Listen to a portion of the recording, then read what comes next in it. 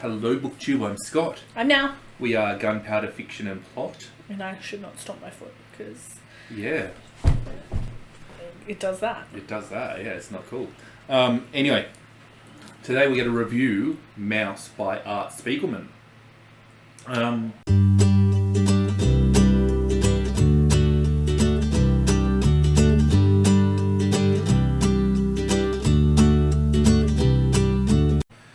This is a graphic novel about the Holocaust and about the relationship that Art Spiegelman had with his father. We're going to review 1 and 2 as if they were one book because I basically read it straight through from start to end and I'm not really sure where one stopped and the other began. Yeah, so did I. I really think that you should read both of them. I think it's an all or none situation. And I can't see anyone not getting anything out of this, so... Yeah, like, basically pretty cliff notes. Just pick this up and read it if you haven't, because you will enjoy it. Well, enjoy is maybe not quite the right word, but you will like it. You will like it. Whether you like it or you love it, yeah. I mean, I'm clearly being a cat in this. You are. By the way, before we go into the review in depth, I just want to share with you a comment that we had on Mouse by Amrita by the book, who said she enjoyed it, although it is cat slander. I enjoyed that comment. You have sent me a couple of stills, and I'll put those stills up here with the magic of editing. Well, let's go through them one at a time. I think that they all sort of show different things. The first one that I sent through, I think, is just like anyone who hasn't done graphic novels, and that is totally us. We are both sort of almost graphic novel virgins. This first excerpt really demonstrated to me how the graphics can add to the messaging in a panel. Yeah, the swastika path just really drove home very, that they had nowhere to go. Very metaphorical and literal. Like, do you know what I mean? Well, obviously not literal, but yeah, but it had direct meaning to their, like, yeah, to that particular situation, and meant that the impact of the meaning could be said in much fewer words. And yeah, I don't know how you would describe this picture in, like, I mean, or sure even just create the amount of tension that this picture created. Yeah, with words. So I guess as newbies, I found that really super interesting as a technique. Yeah. Yeah. Now the next one we're going to show is, this is one of my favourite things about this novel, was the Jewish people. So essentially in this novel, we should go back if you haven't read it. All the Jews are mice, all the Germans are cats, the French are frogs, the Americans are dogs, and the Polish people are pigs. And essentially every nationality gets their own animal. And because Jewish people don't really, like, you would struggle to tell, I mean, maybe you could, but you would struggle to tell a Jew just looking at a Jew. Especially if we're talking about the time period that we're talking about and the place we're talking about. Yeah. Because you wouldn't be getting about in your full Orthodox costume. Unless you were crazy.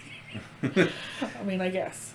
But, so the use of a mask here for the Jewish people to pass as Polish is quite funny. And they reuse this mask a few times. And I think it's a clever mocking of the differences between the racial groups, and the like, points out how dumb the mistreatment of them is. Yeah, I also think it is a way to look at the sort of issue of passing which is sort of prevalent in the discussion of a lot of discussion about bigotry surrounding race and homosexuality and all of those things. It created a conversation around passing, and in what seems like a really simple discussion, it just added that layer of complexity and further with what is essentially 3 lines, like a little string around the back of the head. Do you know what I mean? Like, I thought it was so clever in such a minimalist way to bring that into the conversation. I thought it was really cool. And this is when they're laudering. I just thought this was this really on a personal note really echoed for me. This is a part of the story where Art Spiegelman's dad survived by using his resourcefulness, and they had to present their clothing free of lice in order to get food. But they were sleeping in lice-ridden areas, so he bartered his way to have a spare shirt and would keep that protected from the lice and present his spare shirt to get his food and wear the lice-ridden one because of where the quarters he was living in. So that was really cool and really resourceful, and it just reminds me of a few of the stories that my grandpa, who was a refugee of this time, not a Jewish refugee, he was a refugee because he grew up in Latvia, and that's sort of just inconveniently located as far as this war goes.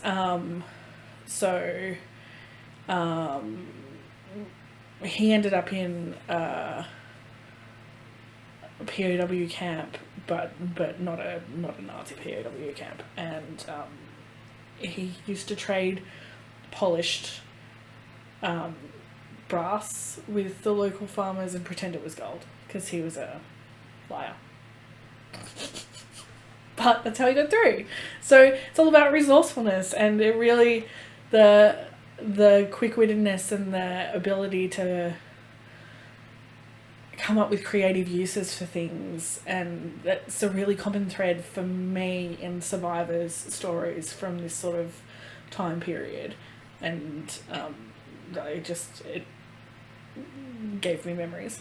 Have I ever told you the story about my grandfather and the planes during Nazi and the drinking? Yes. I think I'd tell because it's a funny story. It is a funny story. My grandfather was in the Hungarian army, and he was an alcoholic, which is probably one of the few ways you could deal with that. So he was a Nazi, essentially, and he was on threat of court-martial if he was ever drunk again, that he would be court-martialed. So anyway, one day there was a plane fight and a plane crashed, and this soldier came in and he was in a bad state and he needed a blood transfusion. And in those days, basically stuck a needle in your arm, and boom, they would go across. So he had been secretly drinking, and he was quite good at hiding the fact that he was secretly drinking. See where this is going. But the German soldier was not so good at hiding that he was alcoholic, and he came to consciousness singing sea shanties. That's quite funny. Yes. But anyway, let's go back to this story. I thought this was clever, and I think it's quite representative of the character, who was clearly a bit of an artful dealer and bartered to get a lot of...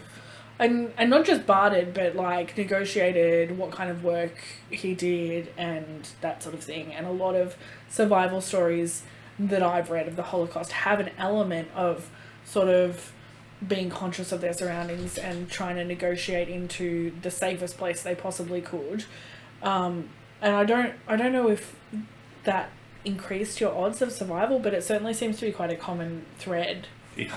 I don't know whether that was a trait that Yeah. all Jewish people had, or whether it was a trait that survivors had. Yeah, I definitely think it's interesting that it's a common thread in a lot of sort of survival stories.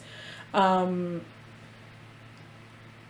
other thing that I found really interesting is what is probably familiar to most descendants of refugees is this dance around the extraction of tales from the old country, and not just the old country, but whatever traumatic horrid event has led to your refugee relative leaving the old country, and the awkwardness and the unspokenness and the push down emotions and the PTSD and like all of those things are really clear between Art Spiegelman and his father in these comics, and I thought that was really a gift to the children and descendants of refugees, because it's a common experience that doesn't get talked about a lot, and like so many of us are descendants of refugees from some travesty or another, and we all have these multi-generational common experiences that don't get examined as much as the core trauma at the start of that, I guess. So I really appreciated that part of the book. Yeah. I think that there were a couple of missed opportunities as far as examining the scale of the Holocaust and those sort of additional research things that Art Spiegelman clearly didn't have in his initial scope. I think especially with the kind of graphic depiction that this novel had, I would have liked to see some sort of representation of how ridiculously big the Holocaust was. Yeah. Because I think that is part of the story that cannot be ignored. I liked the story where one of the people getting because this story ends up in Auschwitz, and one of the people was like, I'm German, and then Art Spiegelman asked his father, was he German? He's like, no idea, but they killed him anyway.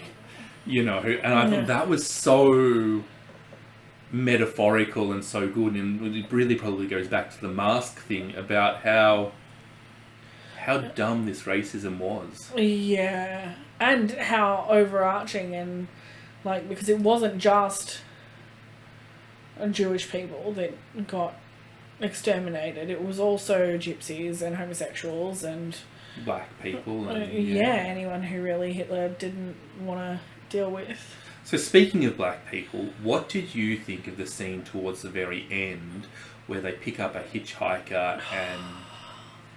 Yeah, that felt familiar to me too, because I mean, I don't know if it's a generational thing and we're just getting less racist as time goes by, but certainly my refugee grandparent was quite racist, particularly towards gypsies, strangely, because in Australia there's really not a huge gypsy population. So the fact that I know he was racist towards gypsies is really weird. It's not like he had to go out of his way to tell me about gypsies. Is your grandparent racist to Sumerians or something?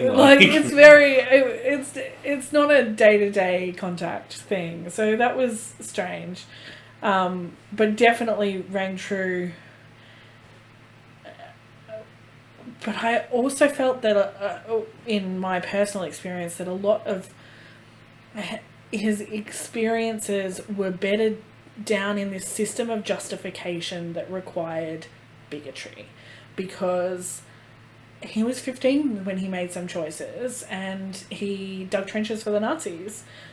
He always made sure that everyone knew that he never held a gun, but he was put in a position where it was basically dig trenches for the Nazis or die, and he carried such guilt for that was never expressed in a healthy way or dealt with or anything open. And I think that the system of coping involved upholding these bigoted ideas. It's so much easier to kill somebody who you think is less than you than acknowledging that they are even and equal to you. And I mean, my grandfather didn't even kill anyone, and he needed a system of justification. Yeah. Do you know what I mean? Like, if your part in this war had been more than digging trenches, which, to be fair, he did for about 5 minutes and then ran away. Yeah. You know, so if that's, and you still feel the need to have like a really complicated system of justification because of what could have been the knock-on effect of those shovelfuls of dirt. Like, what would you do to justify behaviour that was more directly harmful to people? And I think that not addressing the central trauma of refugees is a huge problem. I think what's interesting though is you've talked about your grandfather who fought for the Nazis for a very short amount of time. Yeah. And we should totally be empathetic towards him because of the situation he was in and the horrible choices he had to make. But also, he was a kid. He was a kid too, yeah. Yeah. In this book, we have somebody who essentially did not have to fight, who was just the victim of cruel torture and had to just figure out a way to survive, still come back with those racist attitudes towards black people. But I think that I think that even more as a victim, like, how do you regain your power as a human after being dehumanized for so long? How do you know? So you dehumanize others? Maybe? I don't know. Like, I'm not a psychologist. It's clearly a common thread. It was an interesting scene to choose to put in there, is my thought, because I do recognise that a lot of people have come back with racist attitudes, and I do think it's quite a common thread. And one of the books I read last year was actually really good at exploring racism towards the African American population in the US during the time of World War II, when there was such compassion towards the other racism that was going on. Yeah, and because it was happening to white people. The contradiction that happened. Yeah. To be, and I think that I think it's quite interesting that a lot of these people are able to see the racism towards themselves, but not see the racism towards other people, or maybe they can, but they don't care, or... Yeah. I think that probably case by case it's got a different system of justification or different reasons for occurring, but I think maybe one of the things that is said in there is that at some point he says, don't look out for other people, think about yourself, because they're not looking out for you, they're looking out for themselves. And he's talking about feeding other hungry Jews, and he's like, eat first, don't share your food, eat first. Well, and if you're going to survive that kind of horrific, how many decisions like that do you have to make? Like, how brutal do you have to be? And, I mean, it's like that, the thing you're told in an airplane, put your oxygen mask on before helping other people, because you can't help anybody when you're passed out. Yeah. You know, and essentially look after yourself first so that you're in a position that you can help other people. Don't help other people and weaken yourself. Yeah. Yeah, that doesn't actually help anybody. It just means that you're a martyr. But I think that sort of, it does create an element of, maybe it creates an element of selfishness that means that you're not as introspective. Maybe the utter racism and horrible conditions just it sort of becomes almost a pragmatic, how do I survive, rather than this is a misjust. Like, you stop feeling angry and you just figure out how to live. Yeah, and I definitely think that there was no certainly back then, there was very little understanding of PTSD and the kind of impact that has on keeping you in survival mode, and keeping you in like in the minute fight or flight survival mode for the rest of your life potentially. You know, the generation that is mostly gone now, that had to come through that. Yeah, there was some weird ones, and sort of when my grandfather's partner passed, we went to her funeral, and no one liked her. She was a bit mean. I liked her. She used to make me pancakes. I loved her. But and if you want Nelle's affection, she will barter it for pancakes. Yeah, it's not hard. But even her children weren't really super fond of her, and her eulogy basically consisted of a big long list of the traumas that she suffered because of the Nazis, and essentially, well, she wasn't really good at making connections, but the Nazis was basically the theme of her funeral, which was a really weird funeral to go to. But I think that there were a lot of people who were so, like, this is a big thing. It was a huge, horrible thing to go through. It broke so many people. Yeah. One of the other things I thought was really interesting in this novel was the relationship between Voldek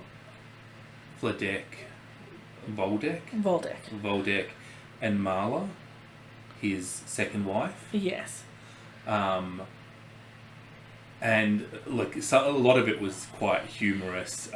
There was a scene where he's talking about the photos he has of his wife, and she's like, yes, you've got all these photos of your wife. He's like, I also have photos of you. I have photos of both of you. What more do you want? And I found that such a... That was pretty funny. so quite funny. But the relationship they have, especially around money, where she was asking for more money and he didn't want to give her money, and he was so tight-fisted, and they...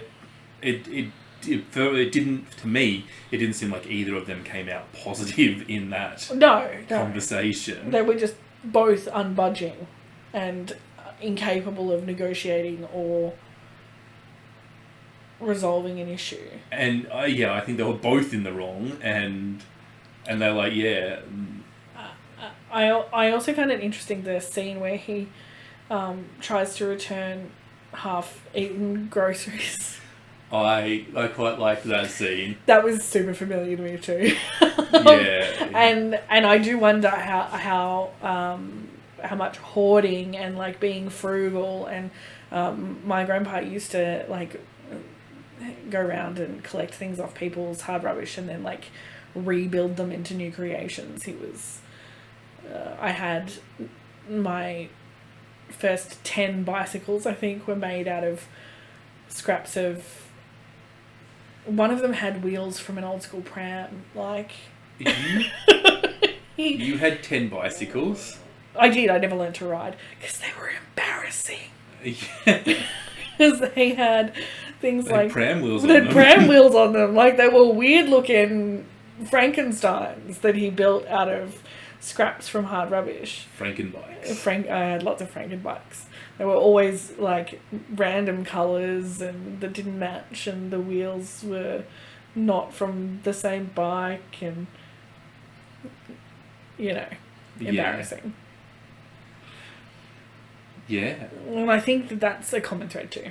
Yeah, it's such a good portrait. The relationship between Art and his father Voldek is broken in a way that we see over and over again, and it's such a man thing. But it's the sort of resentment and the love that they have for each other at the same time. It's both heartwarming and horrible. Yeah. In such a realistic way. I do feel like this was like brutally honest, and it must have been really hard to do. Yeah, especially as Art published the second part after the death of his father. So, you know, you don't want to say mean things about your dad anyway, but you don't want to say mean things about your dad after he's passed away. Although part of me thinks it might have been easier not having him read it. Don't censor it. Just say no. He was a prick. Yeah. I thoroughly enjoyed this. I think that anyone who has, I just think you should read it. If it's, if you don't, whether you know everything about the Holocaust or not, it's a different take on it. And I think the relationship between Art and his father is just magic. Yeah, I think that is the star rather than, I mean, obviously the Holocaust is a huge part, but I think that relationship is the star of this novel. Yeah, and the things that the Holocaust does to that relationship is a huge part of this novel. It's very interesting. Yeah, it's just as much about the second generation as it is about the first generation. Yeah. Alright, I think that's a good place to end. Yeah. If you have read Mouse, let us know what you think. Let us know what you think about the things we discussed, or if there's something that we didn't discuss. Yeah. If you are new here, thank you for watching. Please don't forget to subscribe. Give this video a thumbs up. And, give it to, don't, because then they'll get one and then they'll take it away. I was joking. They know I was joking. Yeah. You don't have to explain the joke. Yeah. Okay, I love you. Bye-bye. Bye.